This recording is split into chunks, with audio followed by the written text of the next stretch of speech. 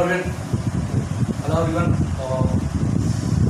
Application determinants first page का last lecture, ठीक है ना। इसका सेकंड पेज पढ़ेंगे। सेकंड पेज में शायद फर्स्ट पेज में अपना df1 से रिलेटेड सारे फंडे पढ़ ली, ठीक है ना। रूल इज बैठेगी लेंथ ऑफ टेंजेंट, सब टेंजेंट, नॉर्मल एंड सब नॉर्मल, ओके। और df1 dx का रेट चेंज के क्या डेरिवेटिव्स उसके केस में approximations, okay. Tangent, equation of tangent, normal बैठेगी नहीं। और टेंजेंट क्या होता है, ये सब हमने पढ़ लिया, ठीक है ना। कोई दिक्कत होगी तो ये सारा फंडा हमने पढ़ लिया। df1 dx का मतलब क्या होता है, तो ये हमने सारा किस पढ़ लिया, उससे रिलेटेड है। एक लास्ट लेक्चर और लेने वाला हूँ, ठीक है ना। इसके बाद इसका सेकंड फेज होगा, इसमें अपन पढ़ेंगे मोनोटोनिसिटी, मैक्सिमा, मिनिमा, रेडिगनी, local maxima, local minima, global maxima, global minima, रेडिगनी। उसके बाद यूज ऑफ मैक्सिमा मिनिमा, उसके बाद नेचर ऑफ रूल्स ऑफ क्यूबिक्यूशन, ओके। लेकिन इसमें जो अपना फर्स्ट पेज है ना, इसमें एक इंपॉर्टेंट टॉपिक रह जाता है। इसका मतलब होता है shortest distance between to curves, वो भी हम पढ़ लेंगे आज, ठीक है ना। कोई दिक्कत। लेकिन उससे पहले कल लास्ट क्लास में क्वेश्चन था, ठीक है ना। मैंने बोला था इसमें थोड़ी मिस्टेक है, मिस्टेक पता नहीं, पर उसमें रियल में मिस्टेक थी, ठीक है ना। तो उसको देख लो थोड़ा सा, बाकी अपन कर लोगे। उसमें f(0) मैंने गिवन था 2, लेकिन एक्चुअल में f(0) कितना गिवन है, हमको 0। क्वेश्चन देखना, क्वेश्चन क्या था,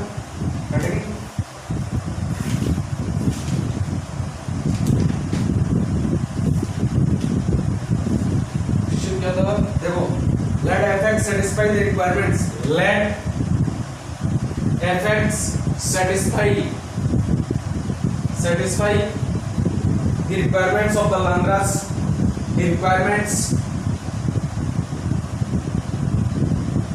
the requirements of Lagrange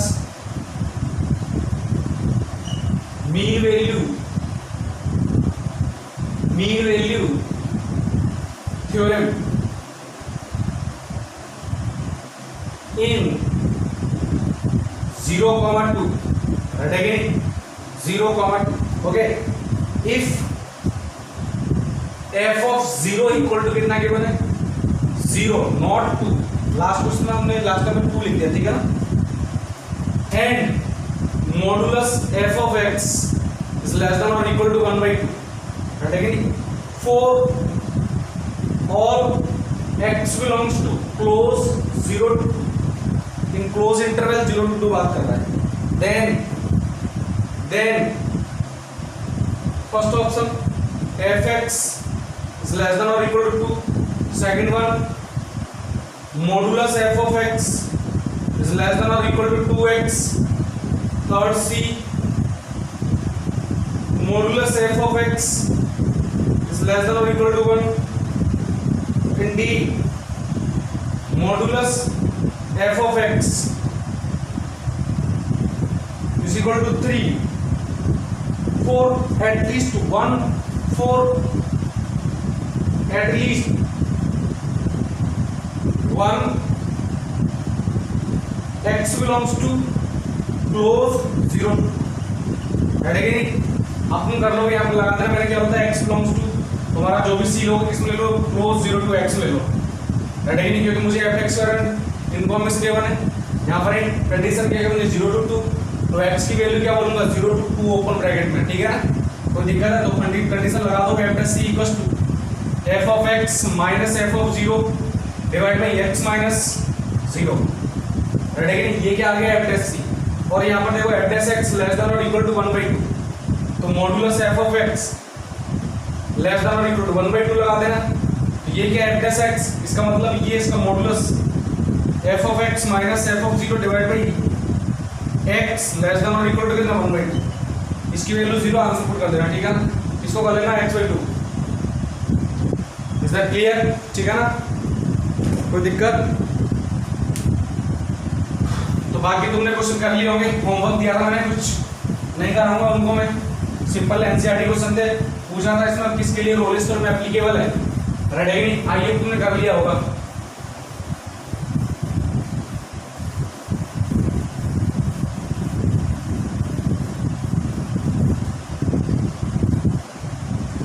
ठीक है ना। होमवर्क के लिए एक क्वेश्चन और लिख लेना, लिख लो क्वेश्चन, लिख लेना। इन 0 to 1 in 0 to 1 Lagrange mean value theorem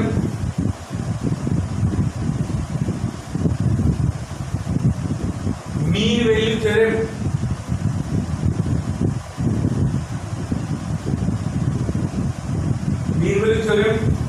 is not applicable to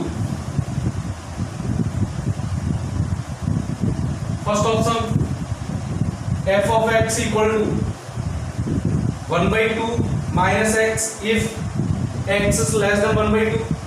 Second one 1 by 2 minus x का whole square if x is greater than or equal to 1 by 2. ठीक है ना? तो बताना चार ऑप्शन क्या बने, चार में से for which functions Lagrange mean value theorem is applicable in the closed interval 0 to 1. ठीक है ना? Second one b sin x fx equal to sin x by x if x is not equal to 0 and 1 if x equal to 0. right again c fx equal to x into modulus x and d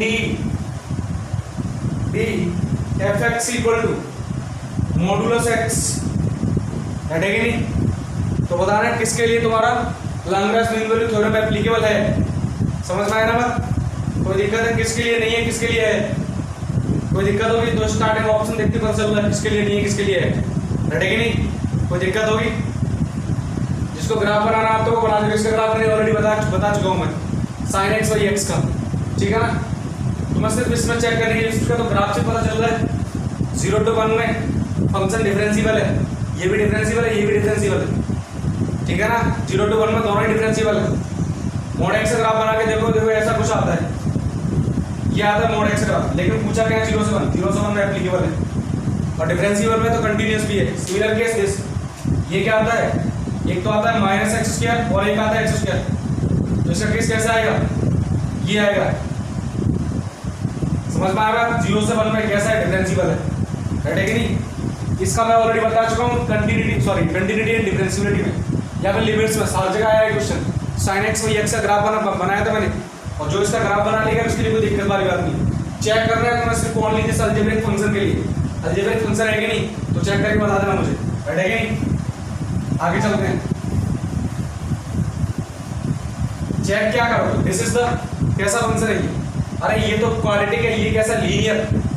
तो 0 से 1 में यहाँ पर एक corner point मिलेगा. Right है कि नहीं? 1 by 2 के बाद ग्राफ कैसे है देखो, ऐसा कुछ आएगा, मतलब x इक्वल टू 1 by 2 पे कितना होगा 0. 1 by 2 तो कैसा कुछ आएगा. राइट है कि नहीं? कोई दिक्कत होगी? उसके बाद देखो ये कितना मिलेगा 1 by 2, x equal to 1 by 2 less than 0 के लिए, लेस देन 1 by 2 के लिए, ये नॉट काउंट.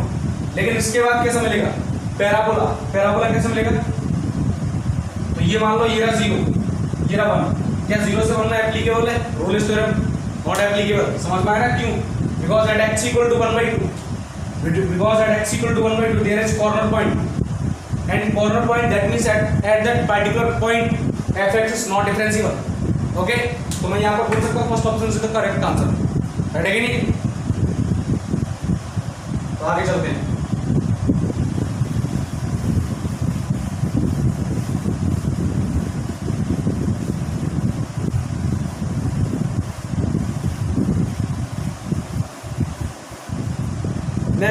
नेक्स्ट लिखना, नेक्स्ट क्वेश्चन लिखना. Find the condition, find the possible values of, find the possible values of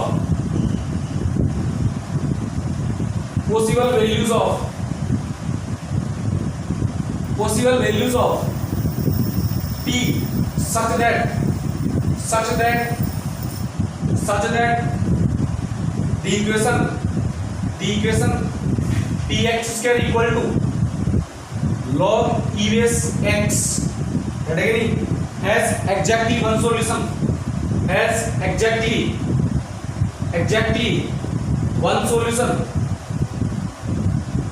मतलब all possible values of p बताने, जिसके लिए इन दोनों मतलब ये क्या है, एक function f of x equal to g of x, फंडा सुना है ना, f of x equal to g of x. क्या मिलना चाहिए, ओनली वन सॉल्यूशन, मतलब एक ही बार इंटरसेक्ट करना चाहिए दोनों ग्राफ, रटेगी नहीं, कोई दिक्कत होगी क्या? तो देखो थोड़ा इसका ग्राफ डिस्कस कर लेते हैं। ओके देखो पहले मैं बनाता हूँ पी एक्स का ग्राफ, किसका, मैंने बोला पी एक्स का graph, y equal to P x का। पहला case, if p is positive greater than और इक्वल टू 0 ले लूं मैं, रटेगी नहीं, तो ग्राफ कौन सा आएगा, यही आएगा क्या, अरे पैराबोला है, दिख रहा है ना। दूसरा case, if p is negative, तो आइडिया आ गया, ग्राफ कौन सा आ गया, नीचे वाला, ध्यान से देखिएगा, ये वाला ग्राफ, ठीक है ना। ये किसका graph, y equal to p of x क्या, और ये कौन सा ग्राफ है, y equal to p of x क्या, ध्यान से देखो। अब किस ग्राफ बनाए, log e बेस x का, थोड़ा अलग इनका पेन ले लूं मैं, साथ में क्या होना चाहिए, log e बेस x। देखो तुम जैसे log e बेस x को तुम ये वाला ग्राफ बना रहे हो, तो सर इस केस में देखो दो इंटरसेक्टिंग पॉइंट आ गए, तो यहाँ पर एग्जैक्टली वन सॉल्यूशन तो है नहीं है ना, तो मुझे क्या चाहिए, exactly one solution.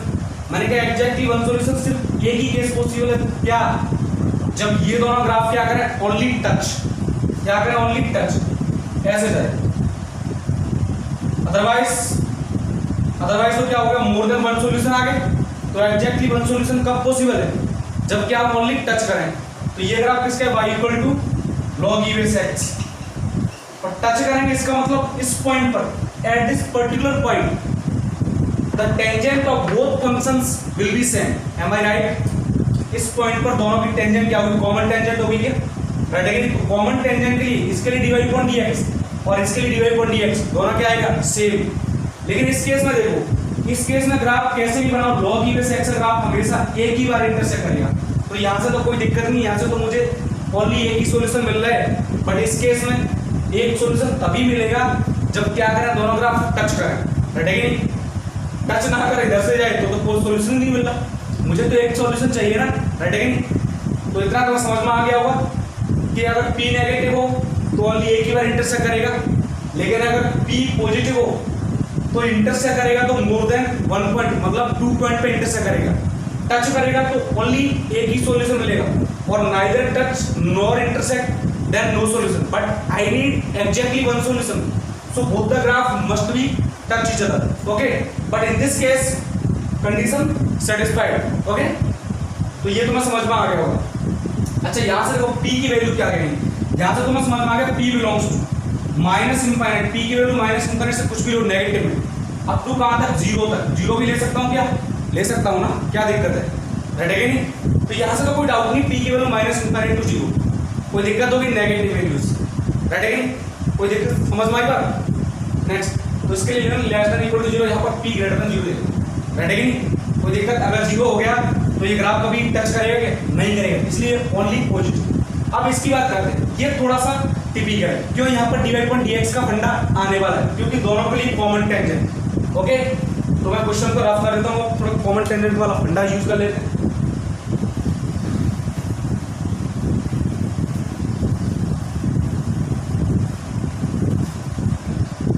If p is greater than 0, then px y equal to px square and y equal to log e base x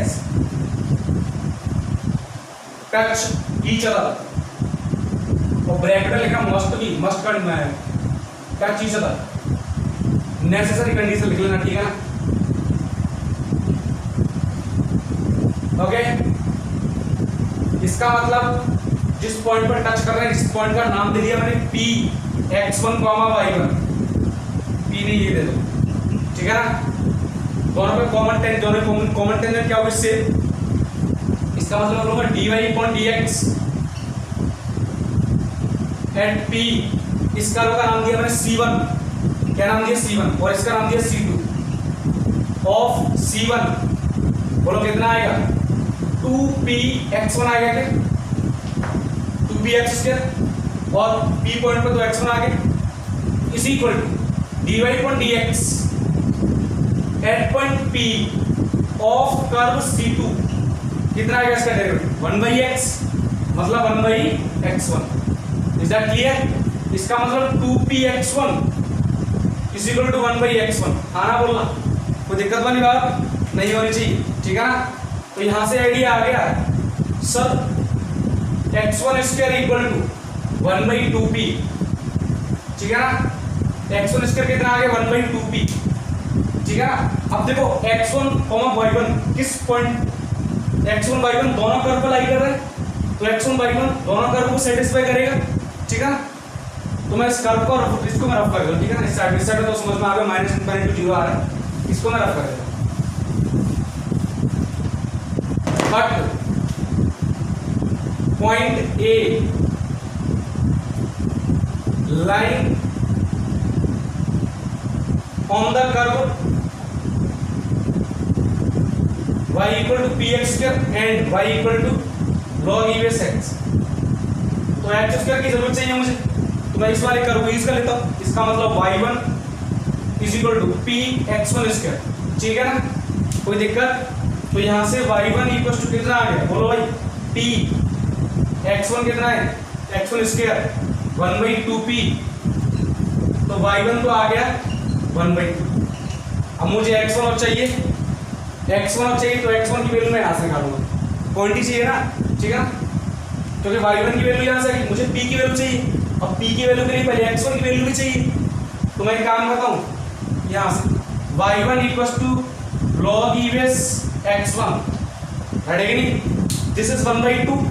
तो फ्रॉम हियर x1 कितना आ गया, e रेज़ टू पावर 1/2, रहेगा नहीं, e रेज़ टू पावर 1/2। इसका मतलब इसमें आ जाओ 1/2, y1 कितना 1/2 p इंटू x1 स्क्वायर, मतलब इसका स्क्वायर करोगे तो कितना आएगा, e आएगा, ठीक है ना। तो p कितना आ गया, p is equal to 1/2p, ठीक है ना। तो p की ऑल पॉसिबल वैल्यूज क्या होगी, p की all possible values p belongs to, अगर p नेगेटिव था तो क्या था, minus infinite to 0 close union, और इस केस में ओनली एक ही वैल्यू आ रही है, कितनी 1/2e, ठीक है ना। ये मेरी क्या की all possible values of p, is that clear.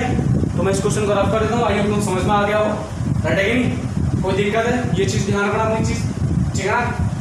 अब नेक्स्ट टॉपिक लिखना है shortest distance between two curve, shortest distance between to curves.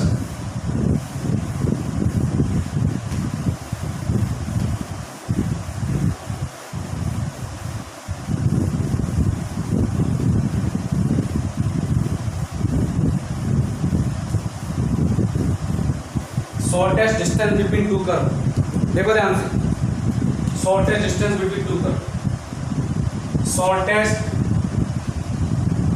Distance between to curves, दो कर्व की शॉर्टेस्ट डिस्टेंस क्या होती है, देखना ध्यान से। देखो मैं तुम्हारे सामने दो कर्व बना रहा हूं, एक कर्व ये रहा, अब पैराबोला, ठीक है ना, कुछ भी हो सकता है, इट्स अ चॉइस, ठीक है। और एक मेरा ये रहा, ये क्या, एक सर्कल, समझ रहे हो मेरी बात, ध्यान से, रटेगा नहीं, ड्राइंग का ध्यान मत देना, ड्राइंग तो मैं ये मानते रहो, रटेगा नहीं। अब इनकी भी शॉर्टेस्ट डिस्टेंस बतानी मुझे, देखो शॉर्टेस्ट डिस्टेंस,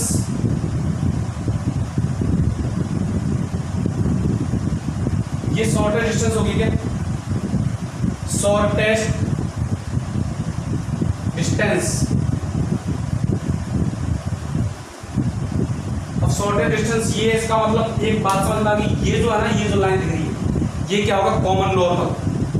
तो यानी कि यहां से लिख लो shortest distance between two curve, shortest distance common normal हो गया, जैसे ये क्या है टेंजेंट, ये क्या है टेंजेंट, तो ये इसका क्या होगा नॉर्मल, सिमिलरली ये इसकी टेंजेंट, तो ये क्या होगा नॉर्मल, मतलब दोनों का नॉर्मल क्या है, same.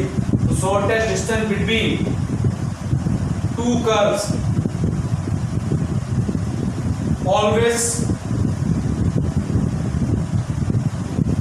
always along the common normal of the curves, ठीक है ना, इतना सा कंसेप्ट है। बाकी नॉर्मल टेंजेंट सब तुम्हें निकालना आता है, कोई दिक्कत वाली बात नहीं होनी चाहिए। अगर मैं इस कर्व को बोलूं C1 कर्व है और ये C2 कर्व है, रेडी है नहीं, कोई दिक्कत? तो इतना सा कंसेप्ट है, बस तुम्हें कॉमन नॉर्मल निकाल लो, उसकी लेंथ निकाल ली, रेडी है नहीं, कोई दिक्कत? कॉमन नॉर्मल के लिए कोई दिक्कत वाली बात नहीं होनी चाहिए। कॉमन नॉर्मल निकाल लो, इसका मतलब for this curve at this point dx upon dy is equal to for this curve at this point dx upon dy। समझ में आया? dy अपॉन dx नहीं, dx अपॉन dy, रेडी है नहीं? तो इतना सा फंडा तुम्हें ध्यान रखना है। तो मैं इसको रफ कर देता हूं। अब इसके बारे में क्वेश्चन डिस्कस करते हैं।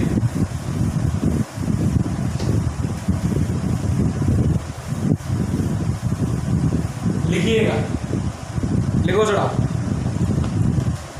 Find the shortest distance between the line, find the shortest distance between the line y equal to x minus 2 and the parabola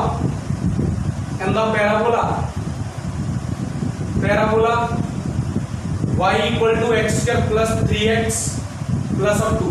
ठीक है ना? पहला क्वेश्चन मैं बता देता हूं मैं, उसके बाद सेकंड क्वेश्चन तुम ही करोगे, है कि नहीं? तो डिस्कस करता हूं एक बार। y equal to x minus 2, ध्यान से देखो, y equal to x minus 2 एक स्ट्रेट लाइन है जिसकी स्लोप कैसी है? पॉजिटिव। तो x इक्वल टू 2 पे कितना आएगा? 0। तो कैसे आएगी ये कौन सी लाइन है? y equal to x minus 2, ठीक है ना? कोई दिक्कत? At x equal to 2 y equal to कितना आएगा? 0। समझ में आया ना? अब बात करते हैं पैराबोला। पैराबोला देखो ध्यान से, क्वाड्रेटिक है क्या? इसके रूट्स कितने हैं? -1 है -2। अरे देखो, तुम अगर कंफ्यूज हो जाओ पैराबोला ग्राफ बनाने में तो इसके फैक्टर कर दो, बैठेगी नहीं? पैराबोला ग्राफ मतलब क्वाड्रेटिक इसमें ग्राफ बनाना है, जो इधर दिख रहा है। समझ में आई बात? तो कितना कितना रूट आएगा? -2 -1, यानी कि ऐसा कुछ आएगा। तो -2 ये रहा और -1 ये रहा, बैठेगी नहीं? कोई दिक्कत? अब कॉमन नॉर्मल चाहिए मुझे, ठीक है ना? इसके लिए लाइन की है, मतलब इस लाइन के लिए perpendicular slope of perpendicular normal भी बोलते हैं लाइन के लिए। परपेंडिकुलर फॉर द लाइन, इस लाइन को मैंने नाम दिया L इक्वल टू 0। लाइन की कसम कितना है? -1, क्योंकि स्लोप लाइन की स्लोप कितनी है? 1, तो नॉर्मल परपेंडिकुलर कितनी होगी? -1। अच्छा, यहां से देखो, यहां से dy अपॉन dx निकालता हूं। 4 कर्व क्या है? c equal to 0, dy upon dx निकालो भाई, बोलो कितना आएगा? 2x प्लस ऑफ 3, हटेगा नहीं? कोई दिक्कत? ये क्या है? Slope of tangent. इस पॉइंट को नाम दे, किसी पॉइंट पर निकाल लो तो उस पॉइंट का तुमने नाम दिया x1, y1, बैठेगी नहीं? तो कितना आ गया? 2x1 plus of 3। ये क्या है? Slope of tangent. तो स्लोप ऑफ नॉर्मल कितना होगा? इसका रेसिप्रोकल है नेगेटिव, तो -1/2x प्लस 3, यही आएगा। This is the slope of normal, sorry slope of tangent. So slope of normal will be -1/2x plus 3 which is equal to -1। सही है क्या? कोई दिक्कत वाली बात नहीं होनी चाहिए। समझ में आया ना? क्यों? क्योंकि कॉमन नॉर्मल निकाल लो ना, घटेगी नहीं? तो यहां से देखो, नेगेटिव से नेगेटिव, तो 2x1 प्लस ऑफ 3 कितना आ गया? 1, घटेगी नहीं? तो 2x1 कितना आ गया? -1। तो x1 कितना आ गया? सॉरी -2। तो x1 कितना आ गया? -1। मतलब x1 की वैल्यू -1, इसमें -1 रखोगे तो 1, -3 प्लस 2 कितना आ गया? 0। मतलब पॉइंट ये वाला आ गया, यही पॉइंट आ गया। इस पॉइंट को नाम दूं मैं A, इसको नाम दूं। इट मींस पॉइंट कौन सा पॉइंट है? -1, C, ठीक है ना? तो यानी कॉमन नॉर्मल कौन सा आएगा? ये, बैठेगा नहीं? अब मुझे ये पॉइंट को पता चल रहा है, इस पॉइंट का नाम दूं मैं P। तो तुम्हारे पास कुछ नहीं करना, सिर्फ एक तो इस पॉइंट और एक इस पॉइंट के बीच डिस्टेंस निकालनी, बैठेगा नहीं? अब ये पॉइंट कैसे निकालो? बैठेगा नहीं? तो इस पॉइंट को कैसे निकालोगे? लाइन की इक्वेशन देखो, x minus y minus 2 equal to 0, ये लाइन की इक्वेशन। परपेंडिकुलर की इक्वेशन क्या आ गई?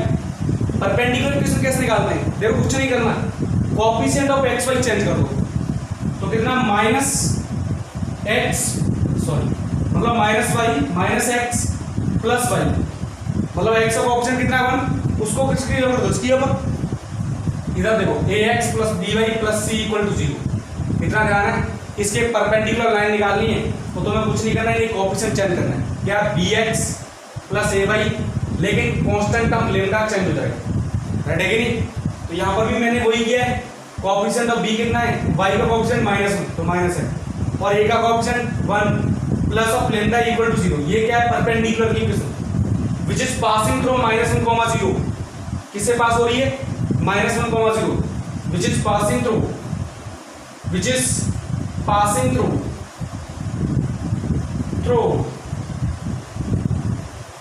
-1, 0, राइट है कि नहीं? कोई दिक्कत होगी? -1, 0 से पास होगी, तो मैं इसको रफ कर देता हूँ, तो समझ में आ गया हो? तो बोर्ड का थोड़ा स्पेस कम है, इसकी थोड़ी दिक्कत आ रही है। तो -1 से 0 से पास हो रही है, तो -1, 0 से पुट कर दूँ, तो भैया देखो -1 कितना हो गया? +1 प्लस y कितना 0 प्लस लेम्डा इक्वल टू कितना 0, तो लेम्डा कितना आ गया -1। तो the equation of perpendicular, equation of normal, बोलो नॉर्मल की इक्वेशन कितनी आ गई? -x plus y plus sorry -1 कितना आ गया 0, राइट है कि नहीं? कोई दिक्कत? और एक ये तब तुम ये वाला दोनों लाइन का इंटरसेक्टिंग पॉइंट निकाल लोगे, दोनों लाइन का इंटरसेक्टिंग पॉइंट निकाल लो और दोनों पॉइंट की डिस्टेंस निकालो, और जो भी आंसर है मुझे कमेंट सेक्शन में कमेंट करके बताओ, ठीक है ना? कोई दिक्कत होगी? बाकी कहानी मैं नहीं बताऊंगा। अब दो पॉइंट की डिस्टेंस निकाले, पॉइंट निकाल, दो लाइन है, दो लाइन का इंटरसेक्टिंग पॉइंट निकालना है, तो राइट है कि नहीं?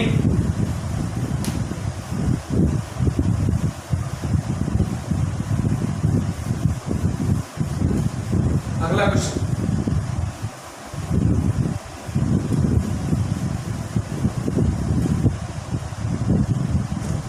देखिए, find the point on the curve, find the point on the curve,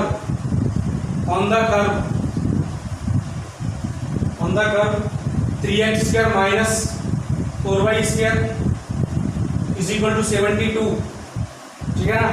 which is nearest to the line, which is nearest to the line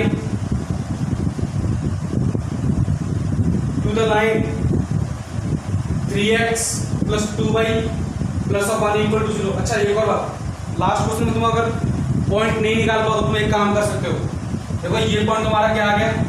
-1, 0 आ गया, राइट है कि नहीं? और ये लाइन है, तो परपेंडिकुलर मतलब ये वाली डिस्टेंस निकाली, तो इसका मतलब ये क्या होगा? परपेंडिकुलर डिस्टेंस, ठीक है ना, of a point from a line. तो तुम जानते हो ax plus by plus c equal to 0, तो ये d निकालना है, तो d तुम्हें पता है कैसे निकालते हैं? ax1 plus by1 plus c divide by square root of a² plus b² का मॉडुलस। तो ये वाला फंडा भी लगा सकते हो, इज दैट क्लियर? राइट है कि नहीं? तो तुम कोई भी फंडा लगाओ, एक ही बात है, चाहो तो पॉइंट निकालो तो एक स्टेप ज्यादा आ जाएगी। भाई जब ये पॉइंट आ गया, लाइन है, तुम्हें सिंपल ये वाला फंडा लगा देना, ठीक है ना? कोई दिक्कत होगी? अच्छा ध्यान से देखो, अब की बार क्या बोला है?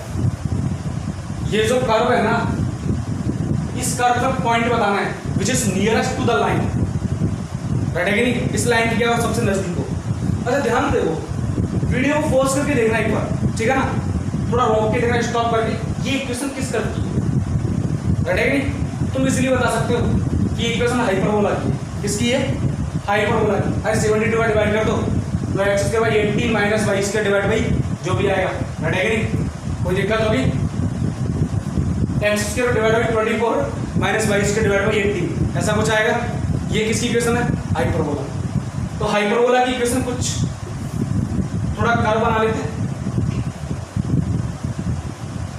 ऐसा कुछ हाइपरबोला आएगा, राइट है कि नहीं? जिसका सेंटर 0 0 होगा, देख लेना इसका सेंटर कितना होगा 0 0, सेंटर 0 0 उसका नहीं होता, इसमें x प्लस समथिंग हो रटेगी, लेकिन यहाँ पर x प्लस 0 वाला केस है तो सेंटर कितना आएगा 0 0 रटेगी नहीं। तो ये इक्वेशन क्या है 3x² minus 4y square equal to 72। अब लाइन की इक्वेशन बात कर लेते हैं, इसकी स्लोप नेगेटिव है, कैसे स्लोप कैसे निकालते हैं, देखो slope -a-3 divide by 2, slope कैसी है नेगेटिव रटेगी नहीं। स्लोप नेगेटिव मतलब स्लोप नेगेटिव कैसे है, देखो ये लाइन है क्या, अच्छा ओरिजिन से पास हो रही है कि नहीं हो रही, x equal to 0 y equal to 0 0 0 नहीं आ रहा, कोई दिक्कत। अच्छा x इक्वल टू 0 y की वैल्यू कितनी आएगी 0 प्लस 2 इंटू y, मतलब y इक्वल टू -1/2, मतलब x इक्वल टू 0 पर लाइन ऐसे पास होगी, देखना ध्यान से, ये रहा, और ये से पास तो नहीं होगी तो माइनस ये कितना है 0, -1/2। अब देखो नियरेस्ट पॉइंट बताना है, या तो ये वाला पॉइंट है, ये कॉमन टेंजेंट आ रही है, टेंजेंट इस कर्व के लिए ध्यान से देखना,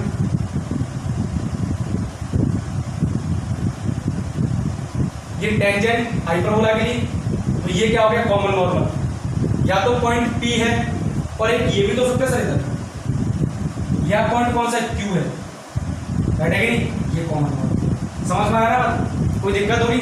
अब सर पता कैसे पड़ेगा, दोनों पॉइंट से डिस्टेंस निकाल दो, जहां से कम आ रही है वही नियरेस्ट हो गया ना, नियरेस्ट मतलब डिस्टेंस जितनी कम हो, राइट, तो पॉइंट P और Q कोऑर्डिनेट निकाल लें। तो ध्यान से देखो लाइन की स्लोप कितनी -3/2, देन स्लोप ऑफ परपेंडिकुलर कितना आएगा, परपेंडिकुलर बोलो भाई कितना आएगा, तुमने बोला 2/3, आना बोलो, और ये स्लोप इस कर्व के नॉर्मल की स्लोप इक्वल होगा, सही बोल रहा हूँ कि गलत बोल रहा हूँ, इस कर्व की नॉर्मल की इक्वल होगा, तो इसका नॉर्मल की स्लोप निकालो, तो पहले dy/dx निकालो कर्व C के लिए, तो 6x minus 8y into dy/dx equal to कितना है 0 आया, तो dy/dx 4 कर्व C कितना आया, तुमने बोला 3/4 x/y, सही है क्या, घटेगा नहीं। तो मैं पॉइंट, ये पॉइंट कोऑर्डिनेट सपोज करो पॉइंट के वाले में x1 y, तो यहां से देखो dy/dx p of curve C at point x1, y1, तुमने निकाला 3/4 x1/y1, आना बोलो, कोई दिक्कत वाली बात नहीं होनी चाहिए, ठीक है ना, बात समझ में आएगी नहीं। तो ये वाला फंडा आ चुका है, कोई दिक्कत, अच्छा जी, तो मैं इसको एक बार रख कर दूंगा, इस वाला फंडा रहेगा, देखो कितना हो गया 3x 6x डिवाइड बाय 8, हाँ ऊपर वाले क्वेश्चन को रख कर रहा हूँ, यानी कि तुम्हारे पास यहाँ से स्लोप आ गई 3x 3/4 x1/y1 कितना आना चाहिए, इसकी स्लोप इक्वल 2/3, समझ में आएगा, इसकी इक्वल आना चाहिए 2/3, राइट टेक्निक, इसका मतलब तुम्हारे पास आइडिया आ गया y1 इक्वल टू देखो ध्यान से 9/8 x1, सही है क्या, देखो 4 इधर आएगा तो 9 8 3 इधर आएगा, 3 into 3 9 डिवाइड बाई 8 y1, ये आ गई मेरी कंडीशन। अब x1 y1 इस कर्व पर लाई करेंगे तभी तो मैं कॉमन टेंजेंट निकालूंगा, टेंजेंट के बाद नॉर्मल निकाल दूंगा, तो x1, y1 will satisfy the equation of curve, समझ में आई बात, तो यहाँ तक तो कोई दिक्कत नहीं है, ये तो तुम समझ में आ गया हो, बैठेगी नहीं, इसको मैं रफ कर देता हूँ, यानी क्या आ गया तुम्हारे पास funda 3x1 square minus 4y1 square is equal to कितना 72, बैठेगी, y1 कितना है 9/8, तो यहाँ से 3x1 square minus 81/64 x1 square equal to 72, कटेगी नहीं, कोई दिक्कत, मैं थोड़ा सा कहाँ पर लिखूँ, इसको रखता हूँ इस पार्ट को, ठीक है, देखते चल रहा हूँ, इस पार्ट को मैं रखता हूँ, देखो ध्यान से,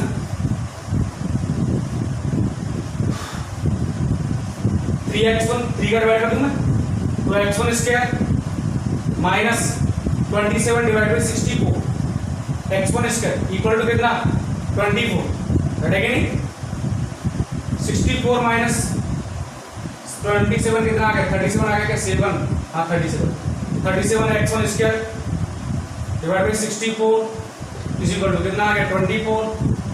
तो दिक्कत वाली बात नहीं होनी चाहिए, 37 नहीं आएगा थोड़ा 27 24 9/8 81/64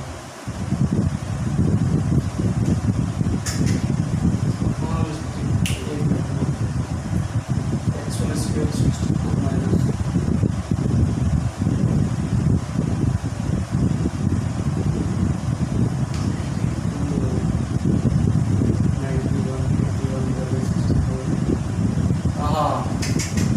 4 का मल्टीप्लाई करना भूल गए, 3x1 square into 4y square, तो यहाँ पर 4 से डिवाइड करो 16 आ गया, तो ये 16 ठीक है ना। तो यहाँ से कितना आ गया 16x square minus 27 x1 square divide by 16 equal to 24, ठीक है ना। तो minus 11 x1 square divide by कितना आ गया 16 इज इक्वल टू कितना 24, लेकिन फिर भी नेगेटिव तो नहीं आना चाहिए ना। 4 y1 9/8 नेगेटिव कैसे आएगा, एक्चुअली इसका नेगेटिव नहीं आ सकता।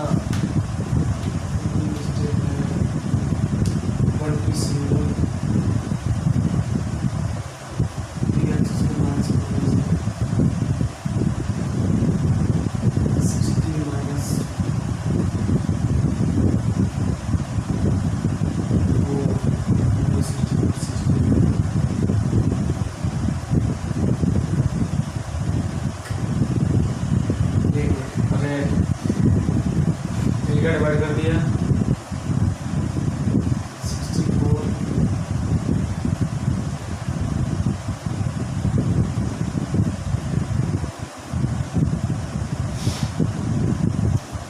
64 वापस 3/4 3x1 divide 6x minus 8/8 dx dx equal to देखना एक बार वापस 6x डिवाइड बाई 8 कितना आ गया 3/4 x अपॉन ये सही है, मतलब इस पॉइंट पे क्या आ गया x1 y1, ये किसके इक्वल आना चाहिए 2/3 माइनस 3/2 2/3 के इक्वल आना चाहिए, 2/3 इक्वल दैट मींस y1 कितना 9/8 into x1, राइट है कि नहीं 9/8 into x1 3x1 स्क्वायर इसको सेटिस्फाई करेगा, तो 3x1 square minus 81 divide by 64 into 4 into x1 square equal कितना आना चाहिए 64 72 सॉरी, राइट है कि नहीं 3 का डिवाइड कर दिया भाई x1 square 27 divide by 16 minus x1 24 negative नहीं आना चाहिए यार,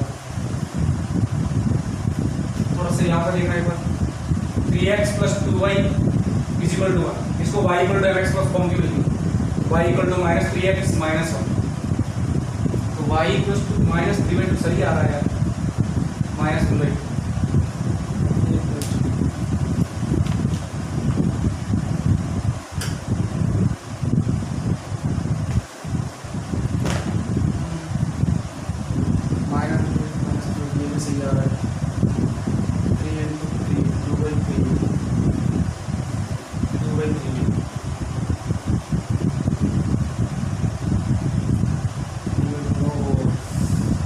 गलती है, देखो ये हम टेंजेंट किसकी ले रहे हैं स्लोप की, स्लोप किसकी ले रहे हैं टेंजेंट की, हमें किसका चाहिए नॉर्मल का, समझ में आया 3/4 x1 y1 किसका dx the slope of tangent, but we need the slope of normal, तो यहाँ पर कर लेना 4/3 x1 y1 अपॉन x1 कितना आएगा 2/3, समझ में आई बात, तो 3 से 3 कट गया और ये गया 2, तो 2/1 कितना आ गया x1, राइट है कि नहीं, तो थोड़ा इसको रफ कर देना सिंपल हो जाएगा। तो यहाँ से देखो ना ये इसको रिप्लेस करके पॉइंट सेटिस्फाई करेगा इसको, राइट है, तो 3x1 स्क्वायर x1 की स्क्वायर 2/1 3 into 2/1 4/1 स्क्वायर, राइट है कि नहीं, इसका स्क्वायर कितना होगा 4/1 square minus 4/1 square equal to कितना आ गया 72। तो 12 माइनस 8 4 तो 8/1 स्क्वायर कितना आ गया 72 बैठेगा नहीं। तो y1 कितना आ गया 9 प्लस माइनस 3 y1 कितना plus minus 3 y1 plus minus 3 तो x1 कितना आ गया प्लस माइनस 6। तो यानी पॉइंट कितना देखो ये देखो इस केस में x और y दोनों नेगेटिव तो यानी कि x की वैल्यू -6 तो y की वैल्यू -3 मतलब ये वाला पॉइंट क्या आएगा -6, -3 और ये वाला पॉइंट यहाँ पर देखो x नेगेटिव y पॉजिटिव मतलब y कितना है 3 और x कितना है -6। समझ में आई बात कोई दिक्कत। तो यानी कि ये डिस्टेंस निकालो ये परपेंडिकुलर डिस्टेंस और ये परपेंडिकुलर डिस्टेंस किससे इस लाइन 3x + 2y + 1 = 0 बैठेगी नहीं कोई दिक्कत। अब तो कोऑर्डिनेट ज्योमेट्री बिल्कुल ही इसको मैं रफ कर देता हूं। इसको मैं बोल रहा हूं D1 कैसे निकालोगे इस लाइन में रिप्लेस कर दो 3 × -6 तो -80 2 × 3 6 + 1 डिवाइड बाई 9 a² + b² 4 का मॉडुलस कितना आ गया -12 + 1 13 डिवाइड बाई अच्छा square root 13 divide by square root of कितना आ गया 30 बेटा कि नहीं। D2 इसका नाम D1 इसका नाम D2 निकालो -6 × -3 -80 -3 -6 plus of 1 divide by again root 30 का मॉडुलस कितना हो गया 24 -24 + 1 तो कितना आ गया 23 divide by square root of 30। अब उसने पूछा नियरेस्ट पॉइंट तो नियरेस्ट पॉइंट दोनों में देखो डिस्टेंस किसकी कम आई है ये वाली कम मतलब ये वाली। तो डिस्टेंस कौन सा पॉइंट हो गया -6, 3 is the correct answer. That is ध्यान देना ठीक है ना। ये थोड़ा कैलकुलेशन मिस्टेक मत करना जल्दी जल्दी राइट है कि नहीं। जैसे मैंने किया है dy/dx और dx/dy 0 ध्यान रखना। तो कौन सा पॉइंट होगा -6, 3 -6 -3 नहीं होगा ठीक है ना। दो पॉइंट आएंगे दोनों में देखना दोनों के बीच डिस्टेंस निकालो। उसने नियरेस्ट पॉइंट पूछा है नियरेस्ट पॉइंट मतलब परपेंडिकुलर डिस्टेंस क्या रहना चाहिए कम।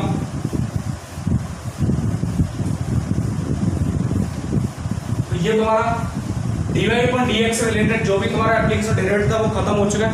अब थोड़ा एक दो क्वेश्चन और कर लेते हैं जिससे क्या तुम्हें और भी समझ में आ जाए। कोई दिक्कत होगी लिखिएगा अगला question. The tangent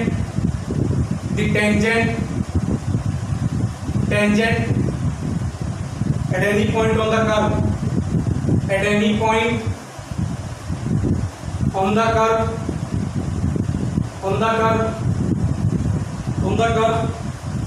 x equal to a cos cube theta and y equal to a sin cube theta meets the axis meets the axis in P and Q मतलब कोऑर्डिनेट एक्सिस है ना। टेंजेंट की बात करें tangent एक line आएगी तो line के कोऑर्डिनेट एक्सिस को कहां पर point P and point Q पर इंटरसेक्ट कर रहे हैं ठीक है ना। Will be then the locus of midpoint of PQ मतलब जो P और Q में मिला हुआ है तो उसका मिड पॉइंट लेके चल रहा है ठीक है ना। विल बी अब parabola P an ellipse C a circle and D a hyperbola right है कि जिसको कोऑर्डिनेट ज्योमेट्री का एक दो पॉइंट ध्यान होगा उसके लिए कोई दिक्कत वाली बात नहीं।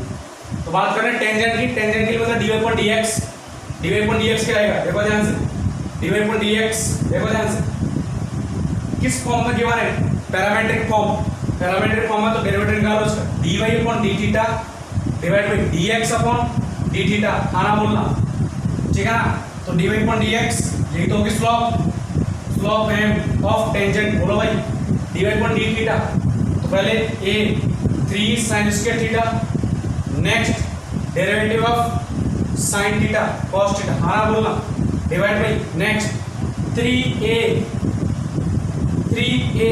cos square theta into cos theta का डेरिवेटिव माइनस sin थीटा, तो माइनस लगा दो आगे, ठीक है। 3a से 3 गया भाग गया, एक cos से एक cos, एक sin से एक sin, sin बाई cos कितना 10, तो माइनस sin बाई cos लिखो, ठीक है ना, ऐसे कोई दिक्कत नहीं, ठीक है।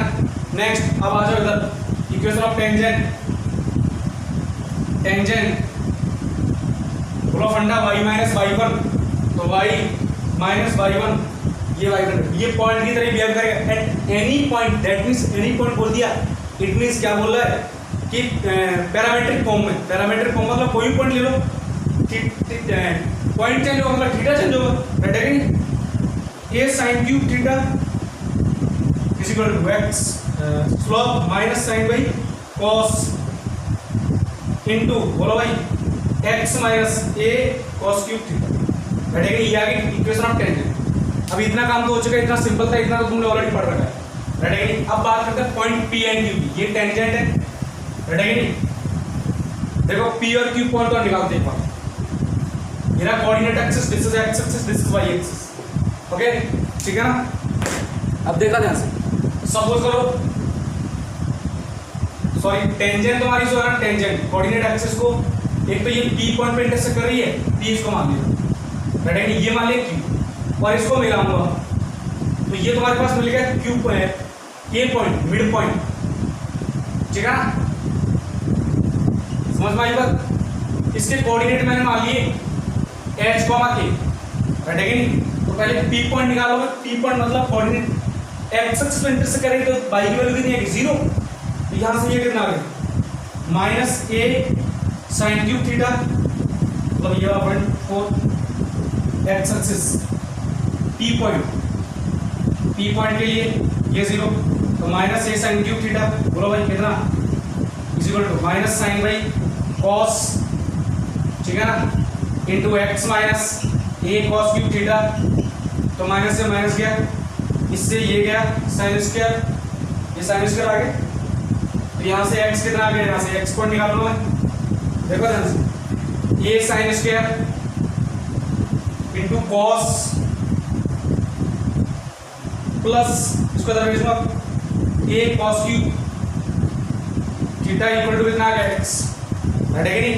तो यहाँ से a कितना आ रहा है cos बाहर आ रहा है, ये स्क्वायर, तो कितना आ गया sin square plus cos square, ठीक है ना, इक्वल टू कितना है x, तो x कोऑर्डिनेट कितना आ गया 1 a cos, सिमिलरली यहाँ लिखो सिमिलरली y कितना आएगा a sin थीटा, समझ में आई बात, कितना आ गया a sin थीटा, मतलब ये पॉइंट कितना है a cos थीटा कॉमा 0, और ये पॉइंट कितना है 0 कॉमा a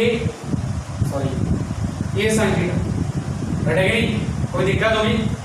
अब a पॉइंट क्या है इसका मिड पॉइंट, मतलब 0 प्लस a cos थीटा कितना आएगा डिवाइड बाय 2 कितना है h, राइट है कि नहीं, इसका मतलब 2h कितना 2h equal to a cos theta, हाँ ना बोलो। सिमिलरली 2k कितना आएगा, दोनों का sum 0 plus a sin theta divide by 2a कितना आ गया a sin थीटा, दोनों का स्क्वायर करके ऐड कर दो, तो 4 into h square plus a square equal to कितना आ गया 1 a square cos square a square sin square, right है कि नहीं। h के इसको किससे रिप्लेस कर दो x स्क्वायर y स्क्वायर, तो x square plus y square is equal to, हाँ भाई 4 का डिवाइड कर दो a बाई 2 का स्क्वायर, ठीक है ना।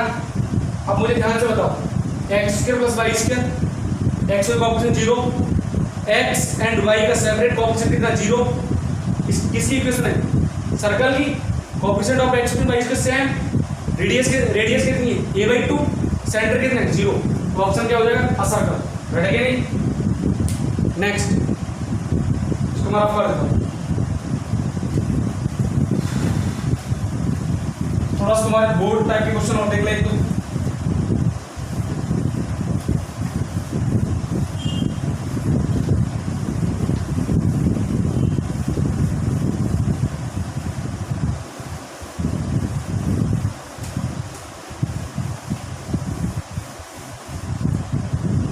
लिखिएगा।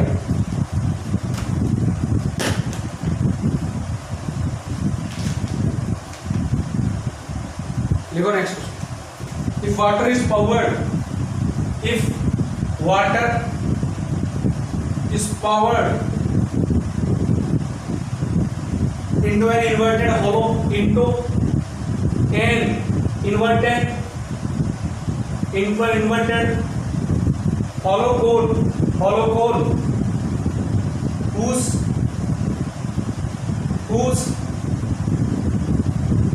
semi-vertical angle is 30 degree, whose semi-vertical angle is 30 degree, 30 degree, so that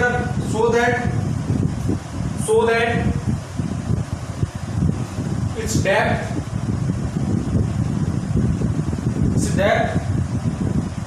measured along the x-axis, measured bracket में लिखा है measured along the axis, along the axis,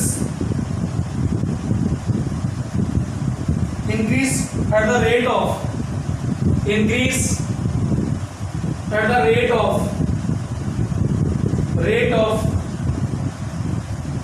1 centimeter per second, ठीक है ना। find the rate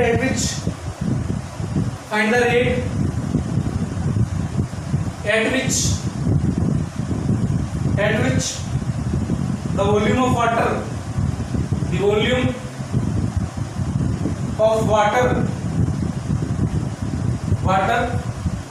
increases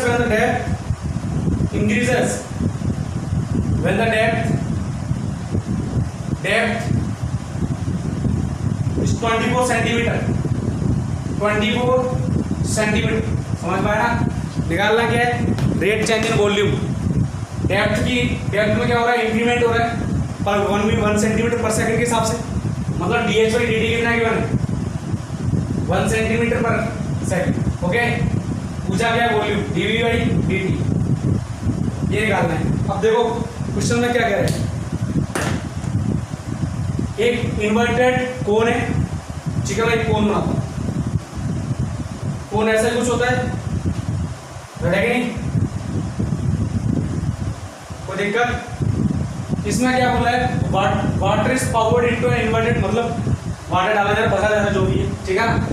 अच्छा, इसका एक खास होता है, बोला सेमी वर्टिकल एंगल कितने में है, मतलब ये वाला एंगल 30 डिग्री। वाटर भर रहा है, मतलब सपोज करो वाटर यहाँ तक भर गया, ठीक है ना। ये क्या पूरा इसमें वाटर भर बैठेगा नहीं, कोई दिक्कत? अच्छा, ये जो हाइट है ना, इसको मैं मालूम है h, मतलब यही तो इंक्रीमेंट हो रहा है, बैठेगा नहीं, कोई दिक्कत? अच्छा, और क्या करना है? Increase the rate of, find the rate at which the volume of water, ठीक है ना। सपोज करो ये पॉइंट कितना है, ये मान लीजिए सेंटर O और ये मान लीजिए, तो ये एक तरह से नया कॉन्सेप्ट, पानी जो आएगा नई कॉन्सेप्ट आएगा, तो इसका सेंटर में मान लिया O डैश, इसका मान लिया, मतलब ये जो ये कोन टाइप का दिख रहा है, इसकी रेडियस कितनी है? O C dash. ओके, समझ में आएगा? ठीक है, देखो यहाँ से एक ट्राइंगल टाइप का दिख रहा है, एक ट्राइंगल फॉर्म में दिख रहा है। मुझे तो क्या निकालना है? ये जो वॉल्यूम है ना, इसका वॉल्यूम इस फॉर्म में निकालना है। इसका देखो वॉल्यूम कितना आएगा? 1/3 पाई आर, इसका मतलब O dash C dash square, ठीक है ना, इनटू H। ये वॉल्यूम ऑफ वाटर, ये है क्या?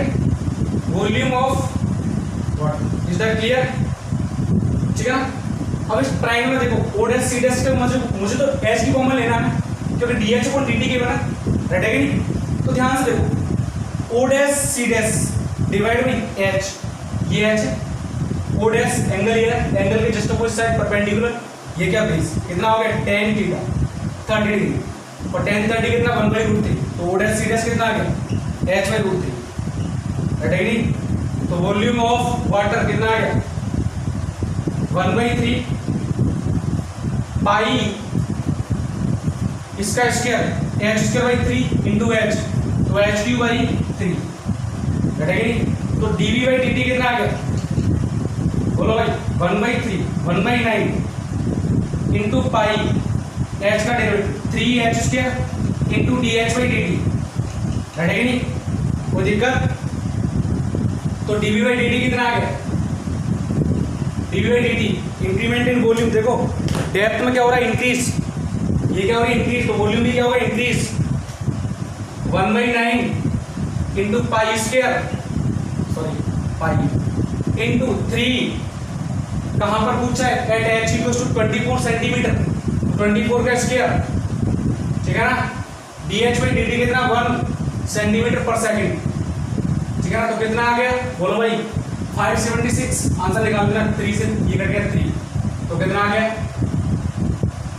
576 divide by 3 pi centimetre cube per second. This is our answer. Okay, is that clear?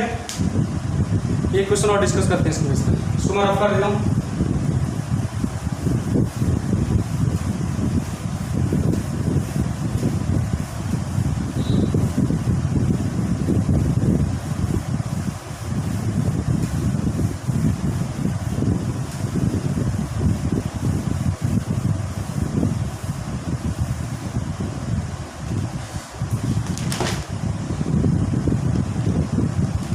देखो answer, let x be the length of,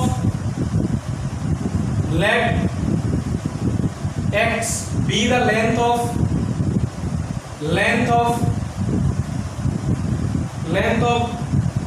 one sides, length of one of the sides of an isosceles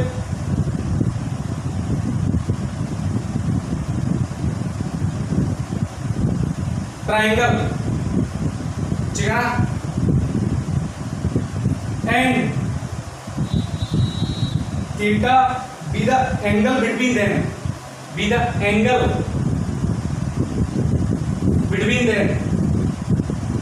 right again, between them. Is that clear? If x is increasing and if x is increasing and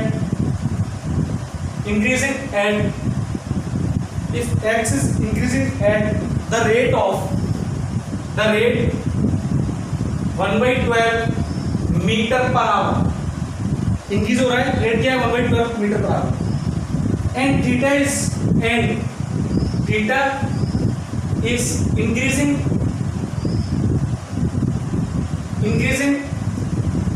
at the rate of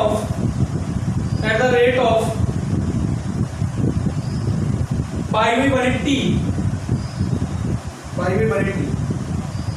radius per hour, radians लिखना इसको, या radius एक ही बात है, radiance पर hour, है कि नहीं? क्योंकि थीटा एक्चुअल एंगल रेडियस के बेस पे डिफाइन किया, मैंने बताया था तुम्हें trigonometric pattern. Then find the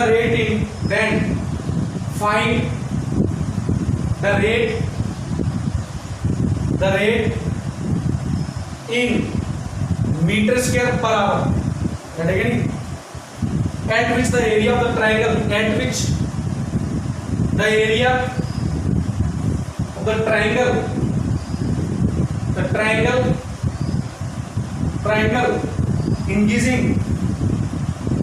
increasing when x is 12 meter and theta is pi/4, theta कितना है? pi/4। समझ में आई ना बात? तो देख लेते सर, x के one of the sides of N isosceles triangle, तो मैंने सपोज करिए आइसोसेलेस ट्रायंगल ये ऐसा है, तो इसको x, तो ये भी क्या होगा? x, and theta is the angle between them, that means this is the theta. कोई दिक्कत? समझ में आई बात? है कि नहीं? अब एरिया ऑफ ट्रायंगल निकालना है तुम्हें, तो एरिया ऑफ ट्रायंगल के लिए क्या चाहिए? ये परपेंडिकुलर हाइट चाहिए, है कि नहीं? तो इस एरिया ऑफ ट्रायंगल मैंने बताया था, आइसोसेलेस ट्रायंगल के लिए अगर ये साइड हो तो एरिया ऑफ ट्रायंगल क्या निकाल दो? 1/2 x² इंटू साइन थीटा, है कि नहीं? कोई दिक्कत? तो ये क्या आ गया? एरिया किसका फंक्शन है? x एंड थीटा दोनों का, ये 1/2 x² इंटू साइन थीटा। अब इसमें क्या पूछा है? रेट मीटर स्क्वायर में आएगा, क्यों? x किस में? मीटर में, है कि नहीं? तो मुझे क्या पूछे, dA/dt change in find the rate of area in metre square per hour. हाँ भाई कितना है, u मेथड से डेरिवेटिव कर दो, पहले x स्क्वायर का 1/2 तो x इंटू साइन थीटा और x का derivative dx/dt plus next x square is constant, लेकिन आपके पास साइन का डेरिवेटिव तो cos थीटा इंटू dx/d थीटा/dt। Is that clear? बाकी सारी वैल्यू गिवन है। x कितना है यार, x is 12 तो 12, थीटा कितना है π/4 तो sin π/4 कितना 1/2, dx/dt कितना है 1/12 इंटू 1/12 प्लस x स्क्वायर 12 का इसका 144, थीटा इज π/4 1/2, ठीक है ना, और d थीटा/dt कितना π/80। आंसर निकाल लेना, तुम्हारा जो भी आंसर आएगा किसमें आएगा, मीटर स्क्वायर पर आवर में, क्योंकि सारे फंडे किसमें मीटर में, ठीक है ना, और जो रेट चेंज ले रहे हो पर आवर में ले with respect to hour, right है कि नहीं, कोई दिक्कत होगी? तो ये अपना फेज 1 या फिर ये part 1 of application of derivative complete हो चुका है, फिनिश हो चुका है, राइट है कि नहीं। dy पर dx से रिलेटेड जो भी फंडा था अपना फिनिश कर दिया, राइट है कि नहीं। अपना नेक्स्ट क्लास में स्टार्ट होगा मोनोटोनिसिटी, जो हम ऑलरेडी पढ़ चुके हैं किसमें, फंक्शन में 1 ऑन टू फंक्शन निकाले जिसमें 1 मैनिमम केस में, मतलब maximum strictly maximum sorry increasing strictly increasing decreasing strictly increase, ये वाला फंडा पढ़ेंगे, राइट है कि नहीं। उसके बाद मैक्सिमम मिनिमा, इसमें भी 2 फंडे आते हैं, local maximum local minima, global maximum global minima, right है कि नहीं।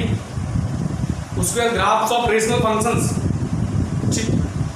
ठीक है ना, ग्राफ्स ऑफ रेशनल फंक्शन मैंने नहीं बताया, सारे ग्राफ बता दिए, लेकिन अभी रेशनल फंक्शन ग्राफ बाकी, वो अपन मैक्सिमम मिनिमा के बेस बाद ही पढ़ पाएंगे, ठीक है ना, क्योंकि उसमें मैक्सिमम मिनिमा का रोल बहुत बड़ा होता है, राइट है कि नहीं। उसके बाद nature of roots of cube equation, हालांकि वो इस टॉपिक में पढ़ा सकता हूँ मैं, बट मैंने भी स्किप कर दिया, मैंने इसमें मैक्सिमम मिनिमा के बाद ही पढ़ाऊंगा, क्योंकि उसमें थोड़ा मैक्सिमम मिनिमा का रोल आएगा, मतलब बहुत ईजी हो जाएगा, हालांकि उसकी जरूरत भी नहीं पड़ती, पर ठीक है उससे पढ़ लेंगे तो और भी ईजी होगा, कोई दिक्कत होगी। और बाकी इस टाइप के क्वेश्चन और भी आएंगे, मैक्सिमम मिनिमा के बेस पर आएंगे, इस टाइप के जो आज मैंने 2 क्वेश्चन कराए इस टाइप के, राइट है कि नहीं। तो ये भी अपन नेक्स्ट क्लास में स्टार्ट करेंगे, ठीक है ना। इसके बाद डिफरेंशियल कैलकुलस फिनिश हो जाएगा, इसके बाद अपन करेंगे इंटीग्रल कैलकुलस, स्टार्ट करेंगे इंडेफिनिट इंटीग्रेशन से, सॉरी इंडेफिनिट इंटीग्रेशन 4 या 5 लेक्चर फिनिश करा दूंगा, ठीक है ना। तो ये तुम पढ़ते रहो, और एनसीईआरटी क्वेश्चन इस टाइप के क्वेश्चन जो भी एक्सरसाइज देख लेना, अपनी कौन सी एक्सरसाइज क्या है अपने कर लेना सॉल्व, ठीक है ना, क्योंकि मैं नहीं कराने वाला, एनसीईआरटी तुम्हारे सर कराएंगे, राइट है कि नहीं। सीरियस बात है, मेरे को डाउट पूछो मैं बताऊंगा, लेकिन I will not solve your NCERT, it's your responsibility, और आपके टीचर्स की रिस्पॉन्सिबिलिटी, आपके सर की रिस्पॉन्सिबिलिटी, बहुत अपनी रिस्पॉन्सिबिलिटी आएंगे, ठीक है ना, क्योंकि मेरे पास बहुत सिलेबस है अभी एंड बहुत ज़्यादा सिलेबस है, तो टाइम नहीं मिल पाएगा, तो तुम वहाँ पर अपना टाइम निकाल सकते हो, ठीक है ना, तो इसमें कोई दिक्कत नहीं है, राइट है कि नहीं। तो तुम पढ़ते रहो और लगे रहो, ठीक है ना, ओके।